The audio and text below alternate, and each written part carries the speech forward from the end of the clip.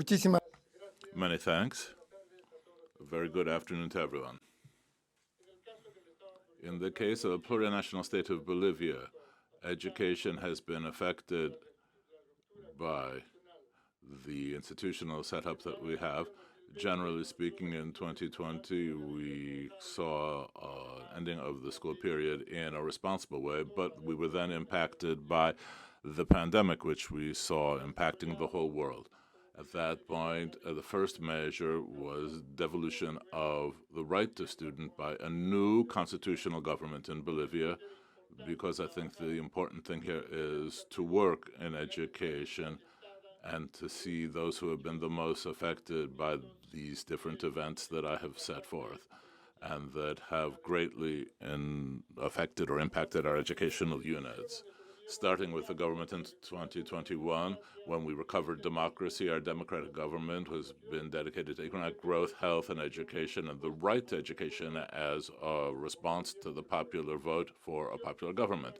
This is an action which continues in 2022 in the government's activities with a project to arrive at the bicentennial in 2025 with quality and participatory and inclusive education involving all Bolivians of both genders. This reflects or is reflected in the joint actions undertaken to meet our government's goals, first of all, in education, which is to say that the activities undertaken and the results obtained in the Ministry of Education emphasizing the recovery of learning with ongoing lifelong learning with necessary measures taken for the quality of learning in different contexts in an integrated way so as to arrive at educational quality which involves everyone, which is to say starting with indigenous people with rural populations that need to be decolonized and to have a violence-free context in which to learn. Moreover, an intercultural form of education, which is also multilingual on the basis of an educational model which is socio-communal and which is productive, with the idea of going on building a form of education for all Bolivians. We thinking also of human development as a fundamental pillar of our socioeconomic development. We have an important role to play in a commitment to answer to the people, giving them quality education so as to have a decent life.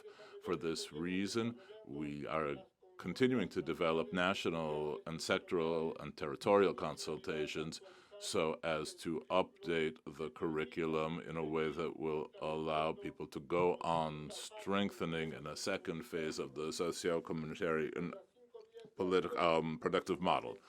There will also be incorporation of international cooperation, technological transfer, and capacity building for the transformation of the general context.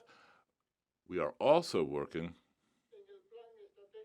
on a strategic plan for the International Decade of Indigenous Languages 2020-2030, whose goal is to give greater value, conserve, and further develop indigenous languages. And in this framework, we have approved the law for the use of indigenous languages and their protection. This establishes also for the first time an Ibero-American Institute for Indigenous Languages to promote and consolidate cultural linguistic rights of indigenous peoples in Latin America and, of course, in our country.